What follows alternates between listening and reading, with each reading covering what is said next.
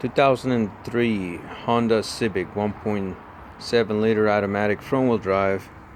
Customer requests do timing belt and water pump, and this is how this time we have to take the camshaft bolt, the crankshaft bolt out. It was really hard.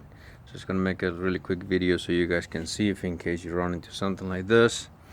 We put the tool there to hold the crankshaft pulley right there, along with a ratchet to hold it on the suspension, and a couple extensions with a big long breaker bar and extension or jack floor jack handle. So that's how we got it. We supported on line with right here with this extension. I hope this helped, and make it loose. Get the bolt out. Don't let it slow you down.